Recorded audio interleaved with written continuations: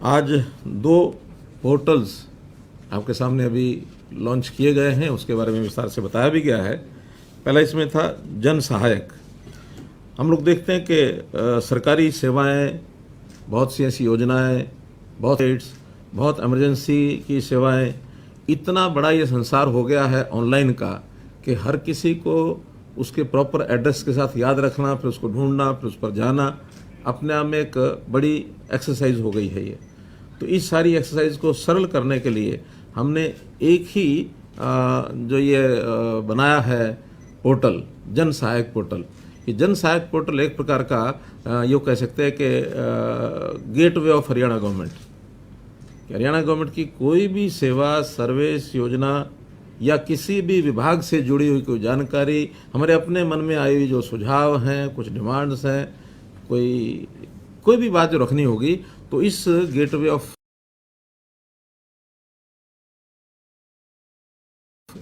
हरियाणा यानी जन सहायक के माध्यम से, आईटी गेटवे कह सकते हैं, तो एक इसमें जाने के बाद हमको हर चीज़ प्रॉपर स्थान के ऊपर मिलेगी। और ये अच्छी बात है कि दोनों भाषाओं में द्विभाषी मोबाइल ऐप है ये, अंग्रेजी और हिंदी दोनों में। G2C, government to customer, citizen, government to citizen, ये सेवा रहेगी। गवर्नमेंट की जितनी सेवाएं हैं सिटीजन के लिए, वो इसके माध्यम से ये प्राप्त की जा सकेंगी। इसमें नौकरियां हैं, इसमें टेंडर्स हैं, इसमें आगामी कार्यक्रम की जानकारी है, बिलों का भुगतान है, प्रेस विज्ञप्तियां, यानी आपको जितनी प्रेस विज्ञप्तियां भी इसके माध्यम से, जो प्रेस नोट्स हैं वो भी इसके माध्यम से, वैसे तो जो रूटीन में जाते जाएंगे ही, लेकिन इसके माध्यम से भी मिल जाएंगे। और जो नई जितनी भी इंफॉर्मेशन है वो भी आपको इसमें मिलती जाएगी। कैलेंडर्स साल भर का वो इसके अंदर लोड होगा। जो हरियाणा की दूरभाष, जो भी हर सरकारी कर्मचारियों को जो हमारी डायरेक्टरी है, उसका भी इसके अंदर पूरा उल्लेख होगा। और इसमें किसी भी तरीके से उसके नाम से, विभाग से, श्रेणी से, किसी ज़रूरत के हिसाब से सर्विस के कोई भी जो नाम होगा उसमें कोई शब्द भी उसमें डालेंगे तो सर्च की ऑप्शन बहुत एक फ्रेंडली बनाई गई है कि आपको मान लो कोई चीज़ नहीं मालूम कि कौन सी चीज़ कहाँ मिलेगी, तो सर्च में भी आप एक शब्द डालेंगे, वो शब्द जहाँ जहाँ जिस ऐप में उपयोगी होगा वो सारी ऐप्स आ सकते हैं उसमें। आप फिर संबंधित जो ऐप आपने ढूंढनी है, पोर्टल ढूंढना है, वेबसाइट ढूंढनी है, वो संबंधित उसमें से आप ढूंढ सकते हैं। तो इस प्रकार से एक ईज़ ऑफ लिविंग जिसको कहते हैं, ईज़ ऑफ लिविंग में ये होता है कि मनुष्य जीवन का, सिटीजन का कैसे जीवन सरल बनाया जाए। उसकी जो उहापोह होती है वो बहुत सी जानकारियों के अभाव में वो परेशान होता है। तो ऐसी जानकारियों के अभाव में परेशान ना हो तो एक सरल एक ऐप बनाया गया है।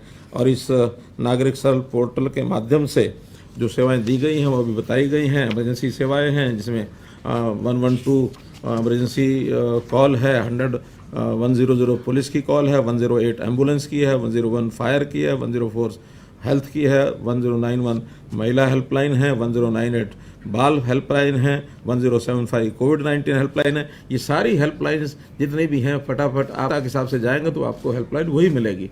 आपको नंबर याद नहीं भी है तो उस सेवा की हेल्पलाइन आप उसको टिक करेंगे तो मिल जाएंगी। सारी अन्य सेवाएं जैसे वो मैंने सब बताया है।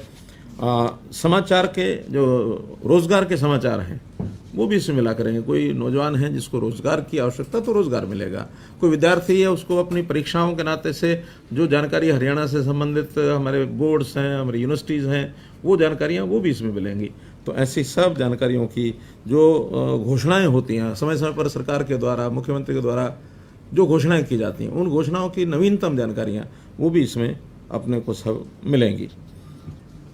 समय समय पर जो नोटिफिकेशन हम नोटिफाई करते हैं, नोटिफिकेशन निकालते हैं, तो वो नोटिफिकेशंस भी इसमें समय समय पर सब आती रहेंगी। और पर्टिकुलर डिस्ट्रिक्ट या कोई एज ग्रुप या कोई कैटेगरी ग्रुप, ऐसे से भी उनको कोई नोटिफिकेशन भेजना होगा तो भेजा जा सकेगा। हम मान लो सरकार की ओर से चाहते हैं कि किसी एक ज़िले को हमने नोटिफाई करना है, वो भेज सकेंगे। किसी एज ग्रुप को, मानो यंग है 15 साल से 25 साल, 15 साल से 35 साल, कोई नोटिफिकेशन भेजना वो भेज पाएंगे। हमको बुजुर्ग 60 साल से ऊपर के लोगों को सूचना देनी है, वो हम उसी हिसाब से उन लोगों के जिनके फ़ोन नंबर हमारे पास उपलब्ध हैं उनको नोटिफिकेशन कर पाएंगे। तो एक बहुत सरल तरीका सरकारी सूचनाओं का भी ये रहेगा। कुल मिलाकर प्रत्येक नागरिक के लिए इस ऐप के माध्यम से उनके दैनंदिन जीवन को कैसे सरल बनाया जाए, इसको ध्यान रखा गया है। और जैसे जैसे इसका उपयोग लोग करेंगे, कुछ सुझाव आएंगे, सुझाव भी उसमें इनकॉर्पोरेट हम लोग करते रहेंगे, इसको और सरल बनाएंगे। दूसरा पोर्टल वो है शहरी निकाय, हमारी स्थानीय निकाय। बहुत ऐसे बड़ी संख्या, अभी तो 16,000 लोगों ने अप्लाई किया है, मुझे लगता है ये 25-30 हज़ार भी हो सकते हैं, जिन लोगों ने यूएलबी की जो संपत्तियां हैं वो या तो किराए पर ली हैं, लीज पर ली हैं, तयबाजारी पर ली हैं, या लाइसेंस ले करके अपना काम कर रहे हैं और वो चाहते हैं कि हम इसके मालिक बन जाएं। तो हमने स्वामित्व शहरी, पहले एक स्वामित्व ग्रामीण किया था, वो भारतवर्ष में चल रहा है, हमने हरियाणा में ही किया केवल अभी तो स्वामित्व शहरी, कि जिनकी ज़मीनें अपनी नहीं हैं और वो पैसा आज के कलेक्टर रेट की परसेंटेज के हिसाब से उसमें परसेंटेज रखी है, क्योंकि जो जितना पुराना बैठा है उसका मानते हैं कि उसका अधिकार फर्स्ट राइट उसका बनता है। जो 50 साल या इससे ऊपर का कोई आदमी काबिज है उस जगह पर, तो उसको 50% पर ही आज का रेट जो है, जो 1 जुलाई का कल का जो रेट होगा के ऊपर, हर साल का जो 1 जुलाई का रेट होगा उस हिसाब से उसका दर बदलता जाएगा। तो इस 50% का जो रेट होगा वो 50 साल वाला, जिसका 20 साल से ऊपर हो गया 20% उसको छूट मिलेगी, 30 साल से ऊपर 30% छूट मिलेगी, 35 साल से ऊपर 35% मिलेगी, 40 साल से ऊपर 40% मिलेगी, यानी 5-5 साल के गैप पर 5-5% की छूट भी उसकी बढ़ती जाएगी। तो इस प्रकार से सरलतम, और बहुत लोगों का जो रिस्पांस मिल रहा है, हमें फीडबैक जो मिल रहा है, बहुत ही प्रसन्नता है लोगों में कि हमें यानी पीढ़ी दर पीढ़ी जो लोगों की ज़मीनें ऐसी ली हुई थी उनका भी मालिकाना हक आज दूसरी तीसरी पीढ़ी को मिल रहा है, और जिन्होंने 20 साल पहले 25 साल पहले भी ली थी उनकी भी एक पीढ़ी बदल गई है, उनको आज मालिकाना का अधिकार मिल रहा है। तो इससे बहुत बड़ी प्रसन्नता उन्हें हुई है। जो पंचायतें नगर पालिकाओं में आ गई या पहले थी, उनको भी हमने म्यूनिसिपल कॉर्पोरेशन कमेटीज़ में मर्ज कर दिया है, तो उनकी प्रॉपर्टीज जो उस समय दी गई थी उसके ऊपर भी ये लागू होगा। तल के हिसाब से रेट्स निर्धारित किए गए हैं। ग्राउंड फ्लोर यानी भूतल है, फिर प्रथम तल, द्वितीय तल, तृतीय तल, उस हिसाब से रेट्स रखे गए हैं। मैंने अभी चीफ सेक्रेटरी को कहा है, एडिशनल चीफ सेक्रेटरी को, इसमें जो वो है बेसमेंट वो कहीं रह गया है, उसकी भी कोई पॉलिसी बनाएंगे। अगर बेसमेंट और प्रथम तल मानो अलग अलग व्यक्ति के पास है तो उसका भी इसमें कोई प्रावधान करना होगा। एक ही व्यक्ति के पास है तो उसमें समस्या नहीं है, उसमें तो जिसका प्रथम तल है उसी के पास बेसमेंट होगी, लेकिन अगर उसके मालिक अलग अलग हैं तो उसका कोई प्रावधान ये कर देना चाहिए ताकि कोई भी कठिनाई उसमें ना आए। प्रार्थना पत्र इसमें वो डालेंगे। कल से 1 जुलाई से ये प्रार्थना पत्र लिए जाने शुरू होंगे। अब चूँकि संख्या बड़ी है, 16,000 तो आ ही गए हैं और ज़्यादा भी आएंगे, लेकिन डिपार्टमेंट को एक एक एप्लीकेशन को उसको स्क्रूटिनाइज करना होगा, उसको चेक करना होगा, उसका कब से वो है, उसके सारे डॉक्यूमेंट्स वेरीफाई करने होंगे। तो सारे के सारे एक साथ करना डिपार्टमेंट के लिए कठिन है। तो जो 1 महीना बताया कि अप्लाई करने 1 महीने के अंदर अंदर वो हम सारा करेंगे, तो एक निर्णय इस वेबसाइट के जारी यानी बनाने के बाद हमारा हुआ है, उसकी मैं घोषणा करता हूँ कि हर सप्ताह 1,000 एप्लीकेशन ली जाएंगी, ताकि सप्ताह में अगले उस 1 महीने में उस सप्ताह भर की 1,000 एप्लीकेशन को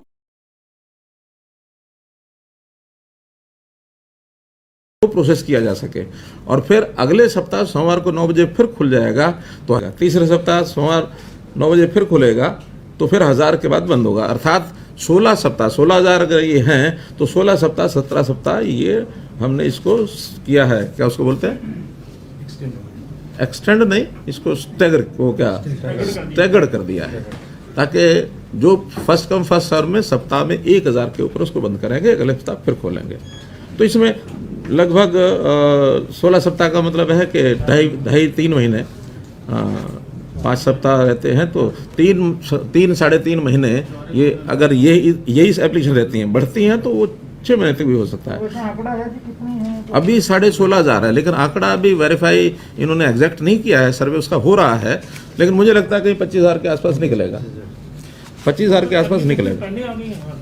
16,000 तो मांगी है ना हमने, ये तो हमने, तो हमारे पास डेटा था ना, तो बॉडीज ने डाला है डेटा, तो जो आएंगे एप्लीकेशन अब आएंगे, ये 16,000 का डाटा वेरीफाई हुआ है। हाँ, तो अभी और वेरीफाई रहनी कुछ है, कर रहे हैं साथ साथ, लेकिन हम सबको सुविधा देंगे। हाँ, लिटिगेशन वाला आउट ऑफ द कोर्ट अगर इस योजना से, क्योंकि बहुत सी लिटिगेशन तो है इसीलिए वो मालिकाना हक लेना चाहते हैं, हमारे यहाँ स्कीम नहीं थी। इस स्कीम में मान लो वो एंटर होते हैं और उससे लिटिगेशन का उनका मामला सॉल्व होता है, तो आउट ऑफ द कोर्ट फैसला हो गया, विड्रॉ करेंगे, खत्म करेंगे। ऐसे कितने मैटर हैं? अभी वो डेटा आना बाकी है। ऐसा ना, अब इसको कल से शुरू किया तो साथ साथ आते रहेंगे। अभी तो हर हफ्ते हजार कर रहे हैं, तो ये तो लास्ट में जाके देखेंगे जिनकी कठिनाइयाँ हैं, फिर उसको सॉल्व करेंगे। विवादों का समाधान, ये हमारा एक अंडरलाइन एक फ्रेज जिसको हम नोट करें और इसके ऊपर लगातार हम काम कर रहे हैं। किसी वर्ग का कोई ऐसा विवाद है कि पॉलिसी बनाने के बाद सुलझ सकता है, तो वो पॉलिसीज हम बना रहे हैं, क्योंकि लगातार सरकारी डिपार्टमेंट्स का और सिटीजन्स का लेना देना, झगड़े, लिटिगेशन बहुत है। मैं तो समझता हूँ कि लाखों की संख्या में ये विवाद हमने सुलझा दिए हैं, लाखों की संख्या में अभी और हैं कि बहुत पुराने चल रहे हैं, कोई आज शुरू हुआ ऐसा नहीं है। क्योंकि कोई 20 साल पहले कोई योजना बनी, उस समय शायद उसको उस ढंग से नहीं लिया गया, कुछ लोगों ने सोचा कि इसमें से कोई और लाभ मिल सकता है, उसको उन्होंने पालन नहीं किया, या बाद में कोई उनकी कठिनाई आ गई, या कई बार एक मानस भी होता है जनता का कि सरकारी चीज़ है, क्या फ़र्क पड़ता है। लेकिन अब हम उसको धीरे धीरे उसमें से बाहर निकल रहे हैं। हमने सरकारी विभागों को सबको कह दिया कि अब ऑन इंस्टॉलमेंट्स कोई डिपार्टमेंट कोई चीज़ देने की बजाय बैंकों की सुविधा प्रदान कराए। कोई चीज़ देनी है इंस्टॉलमेंट पर, तो बैंक से वो लोन ले, पैसा सरकार को मिल जाए, वो जो किस्तें हैं बैंक को वो देते रहें, क्योंकि सरकार का काम फाइनेंशियल लेने देने का नहीं होता है, फाइनेंशियल लेने देने का काम बैंकों का होता है। सरकार ने तो सुविधा बनाई, जनता को सौंप दी, आगे बढ़ गए। तो इसलिए हम तो ज़्यादा ज़्यादा सुविधाएं बनाएंगे। तो आवेदन करने के साथ साथ कौन कौन सी चीज़ दस्तावेज लेनी है, ये आपको सब बता दिए हैं। 1 महीने के अंदर अंदर जिसने भी अप्लाई किया उसके ऊपर ऑब्जेक्शन मांगे जाएंगे, और अप्लाई करना और ऑब्जेक्शन, उस सब को ऑब्जेक्शन के बाद अगले 1 महीने में उन ऑब्जेक्शन का अगर कोई है तो उसको समाप्त किया जाएगा। जिनके ऑब्जेक्शन नहीं है उनको नोटिस दिया जाएगा कि आप अब 25% राशि जमा कराइए। तो 25% 15 दिन में उनको जमा करानी होगी, और उस 15 दिन के बाद फिर प्रोसेस करके बाकी 75% बैंक हो चुकी है, बैंक उनको लोन देगा 75%। एक महीना खोलेंगे तो आवेदन सारे आ जाएंगे, उसको प्रोसेस 1,000 पर वीक करेंगे। हाँ, ऐसा कर रहे हैं पर वीक मैं बता रहा हूँ, पर वीक 1,000 लेके उस 1 सप्ताह के बाद 1 महीने के अंदर अंदर ऑब्जेक्शन भी मांगेंगे और उसकी सारी प्रोसेस भी चालू करेंगे। 1 महीने के अंदर जिनके ऑब्जेक्शन आ जाएंगे, उस ऑब्जेक्शन के आने के और 1 महीना, जिस दिन भी मानो 8वें दिन ही अप्लाई किया, 9वें दिन ऑब्जेक्शन आ गया, तो 9वें दिन ऑब्जेक्शन आने के 1 महीने के अंदर अंदर ऑब्जेक्शन को यानी सुना जाएगा। मैं कुछ और पूछ रहा था सीएम साहब कि हम आवेदन जो 16-17 हजार जो लोग हैं वो एक बिना पोर्टल खोले रखेंगे, तो आवेदन तो कोई भी सारे कर देंगे ना। नहीं, सारे नहीं कराएंगे ना, 1,000 के बाद उसको बंद कर देंगे शेष टाइम के लिए। 6 दिन में हो जाएगा तो 1,000। हाँ, नहीं, बंद कर देंगे, 1 दिन नहीं, 1 सप्ताह के लिए 1,000 हर सोमवार फिर खोलेंगे। 2 दिन में अप्लाई कर दें, 1,000 2 दिन में अप्लाई कर दें। हाँ, बस बाकी 5 दिन बंद रहेगा, फिर सोमवार खुलेगा। बैंक होगा कैसे? तो सर इससे जो है पब्लिक को तो फायदा हो गई। अब आपको क्या लगता है कि सरकार इसको टोटल प्रोसेस को कितने दिन में पूरा कर लेगी? मैंने बताया 16,000 है, 16 सप्ताह तो हो ही गए। मतलब अगर ये 25,000 है तो 25 सप्ताह हो गए। 25 सप्ताह के बाद अगला जो रूटीन का 1 महीना, फिर ऑब्जेक्शन का 1 महीना, फिर 15 दिन से पैसे लेना, 2-2.5 महीने वो लगेंगे। तो कुल मिला के 5-6 महीने में स्टैगर हो गया सारा। सरकार को कितना आपको लगता है रेवेन्यू आएगा? देखिए, अब इसका कोई एकदम नहीं कह सकते कि किस प्रॉपर्टी का पैसा, कितना एरिया, कितना पैसा, वो अलग अलग है। लेकिन मैं मोटे रूप से बता सकता हूँ कि मान लो अगर 20,000 एप्लीकेशन हो और 1 लाख रुपया एक प्रॉपर्टी का आए तो 200 करोड़ बनता है। कैलकुलेशन है। अब किसी का 2 लाख आए, कितना आएगा, वो डिपेंड्स। यानी ये 1,000 करोड़ तक भी जा सकता है। नहीं, हर बार मेरा कार्यक्रम केंद्रीय मंत्रियों को मिलने का ही रहता है।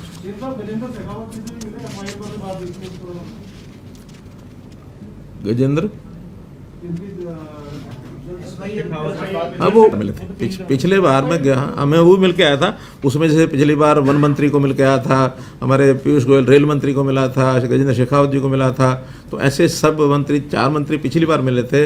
अभी 3 मंत्री कल मैं मिल के आया हूँ, नितिन गडकरी हो जाएगा। तो 8-9 मंत्रियों से मेरा अलग अलग विभागों के विषयों को लेकर के मिलना हुआ है। मंत्रिमंडल विस्तार की कोई अभी संभावना नहीं है। मैं तो बता दिया कि मेरे दिल्ली जाने को इतना आप लोग, नहीं, मैं तो उतना ही दो जितना आवश्यक है।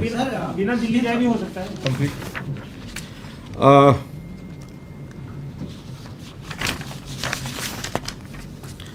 एक विषय जो मैंने आपके सामने देखना है वो ये वाला विषय चल रहा है।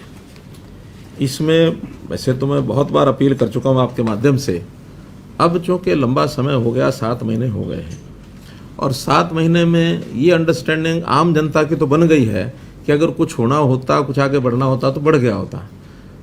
हम लोग अपने किसानों के जो बिल बनाए गए हैं, कानून बने हैं, उनकी जितनी भी सार्थकता है, उनके जो विशेषताएं हैं, वो सब हमने जनता को बताई हैं, बार बार बता रहे हैं।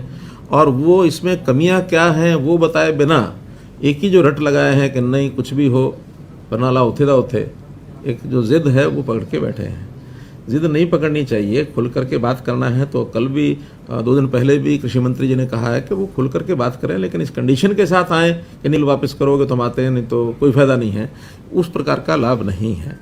और फिर एक जो मैं अपने मन में कठिनाई समझ रहा हूँ वो ये कि किसान शब्द जो है ना, ये बड़ा पवित्र शब्द है। किसान के प्रति एक श्रद्धा, आस्था ये सबकी है।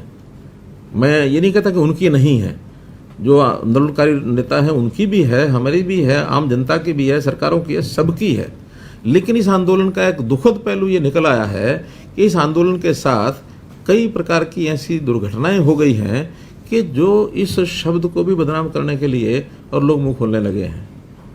यानी तरह तरह की जो घटनाएं हैं, आप लोग देख रहे हैं कि बहन बेटियों की इज्जत लूटी जा रही है, मर्डर तक हो गए हैं, लोगों के साथ, स्थानीय लोगों के साथ विवाद, रास्ता छोड़ेंगे नहीं छोड़ेंगे, पंचायतें होने लग गई हैं, आपस में एक दूसरे के विरोध में इनकी भाषाएं चलने लग गई हैं।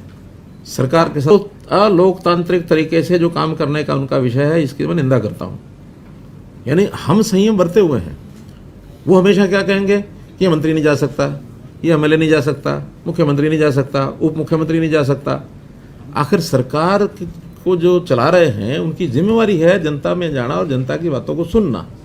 और जिस प्रकार से उनके एक नोटिस निकलते हैं और जिस प्रकार का चैलेंजिंग भाषा में रहता है, तो एकदम शुद्ध अलोकतांत्रिक है ये। भले हमारे ऊपर कितनी बार वो कितनी छीटाकशी करते हैं, हम अपना संयम बरतते हैं, हम कुछ नहीं कहते हैं। हम कहते हैं आखिर ले देकर तो अपने ही लोग हैं, हरियाणा के ही लोग हैं, बाहर के तो नहीं हैं। जब हमारे अपने लोग हैं, कुछ बातें कह भी रहे हैं तो हम उसको बर्दाश्त कर रहे हैं, सहन कर रहे हैं। लेकिन सीमा से आगे बढ़ना ये किसी के हित में नहीं है। अब जो सीमा से आगे बढ़े, तुमको कहना पड़ा एक बार कि आप लिख करके दीजिए कि हम अपने आंदोलन को शांति, हिंसात्मक काम नहीं करेंगे, और हिंसात्मक गतिविधि होगी तो उनके खिलाफ कार्रवाई भी होगी, एफआईआर भी होगी, और उस एफआईआर के बाद कोर्ट के जो नोटिस आएंगे वो भी उनको जाएंगे, कोर्ट अपना काम वो भी करेगा।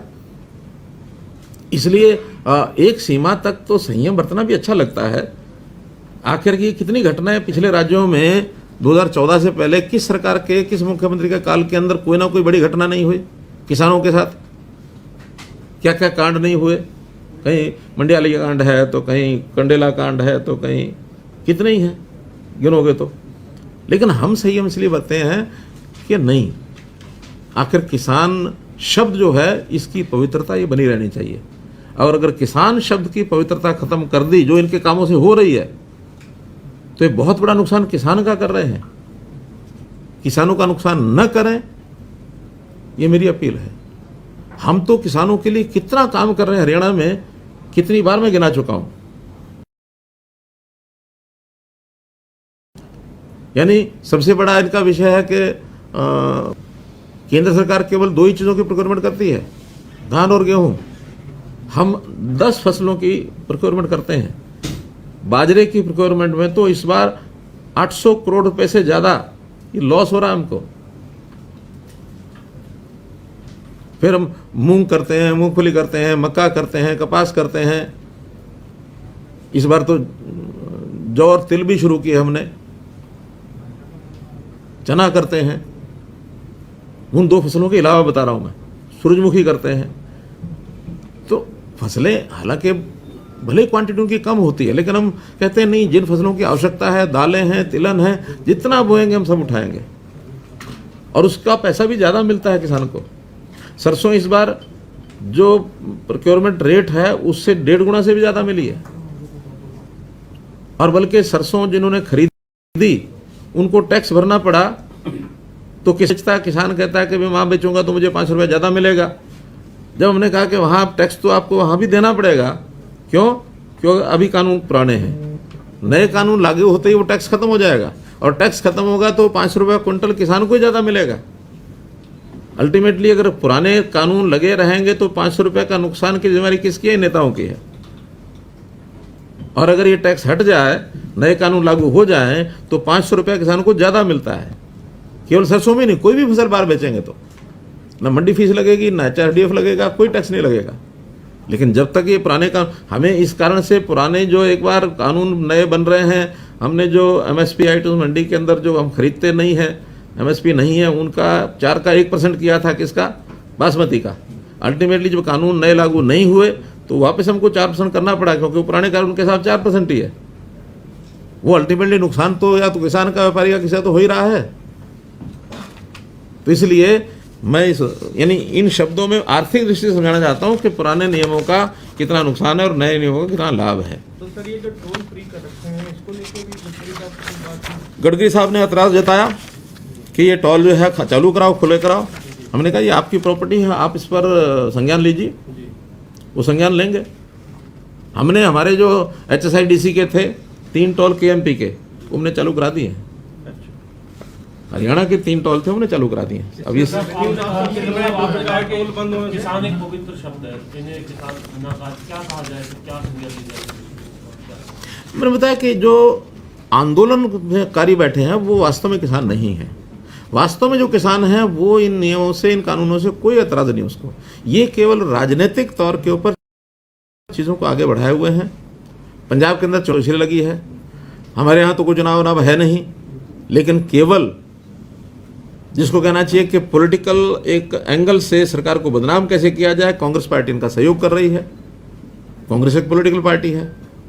कुछ और जिन लोगों को लगता है कि पॉलिटिकली हमको इस नैया के ऊपर बैठ करके हम आगे बढ़ना चाहते हैं, बढ़ नहीं पाएंगे, क्योंकि आज जितने मुट्ठी भर लोग हैं, अभी बहुत बड़ी संख्या में नहीं है। अब कोई हमसे पूछ सकता है अगर मुट्ठी भर हैं तो फिर आप उनका मुकाबला कार्यक्रमों के माध्यम से क्यों नहीं करते? भले मुट्ठी भर हैं तो भी अपने हैं, तो भी उनसे टकराव नहीं चाहते। लेकिन सर वो कानून को तो हाथ में ले लेना। नहीं लिया, लेकिन उसके बाद हमने उसको चेक किया तो उन्होंने आखिर में जींद में लिख करके दे दिया टोहाना में कि हम जो है कानून में हाथ में नहीं लेंगे। और जब कानून हाथ में लेने की कोई बात करता तो उसका ये अच्छी बात है कि वो निंदा भी खुद करते हैं। नहीं सब वो लिख के दिया, वो तो मीडिया में छपा है। बात हुई कि नहीं, तो उन्हीं के साइन है, 2 आदमियों के साइन उन्हीं की ओर से हैं। ये आप देख लीजिए, उन्होंने कहा कि नहीं कहा। वहाँ पे जो स्थानीय लोग अभी इकट्ठा हो रहे हैं, रास्ते बंद हैं, तो उस सिचुएशन में टकराव ना हो आपस में। तो इसके लिए मैंने बताया कि हम अभी पंचायतें जो कर रही हैं उनसे बातचीत, उनकी बैठकें होती हैं, मीटिंग्स होती हैं। उन्होंने एक रास्ता खोलने की बात कही है और मुझे लगता है कि अब खुल जाना चाहिए रास्ता बहुत जल्दी। अब वो उस रास्ते को बंद रखने के लिए कोई ताकत भी नहीं बची है उनके, खुल जाएंगे जल्दी। टकराव ना हो, बस यही संयम है। जिस दिन टकराव होने लगा संयम भी टूटेगा। मैंने रविशंकर जी, हमारे जो जयशंकर जी विदेश मंत्री, उनसे बातचीत की थी। इस बार मुझे मिलना था, वो विदेश गए हुए हैं। बाद में जो विदेश राज्य मंत्री हैं मुरलीधरन जी, उनसे मेरी बात हुई है। वो अभी 2 दिन बाद आपस में मिलने वाले हैं। गंभीरता से उन्होंने इस विषय को लिया हुआ है। अपनी हाई कमीशन में बात उन्होंने की है कि हाई कमीशन उसके अंदर ऑस्ट्रेलियन गवर्नमेंट के साथ इशू को टेकअप करे, और टेकअप करने के बाद जो वहाँ के कानून के हिसाब से अगर कहीं किसी ने दोष किया है तो उसका भी फैसला कर दें। अब कोई दोष ऐसा तो कुछ है नहीं। आपस में 2 वर्गों का टकराने के बाद विशाल जूड़ ने तिरंगा झंडा उठा करके उनका विरोध कर दिया। इतना ही एक दोष विशाल जूड़ का है कि उसका उस समय वीज़ा समाप्त हो चुका था। तो वीज़ा समाप्त हो चुका था तो उसको रिपोर्ट कर देना चाहिए, वापस भेज देना चाहिए। उस घटना में दोष नहीं है कोई विशाल जूड़ का। सर वो पानीपत का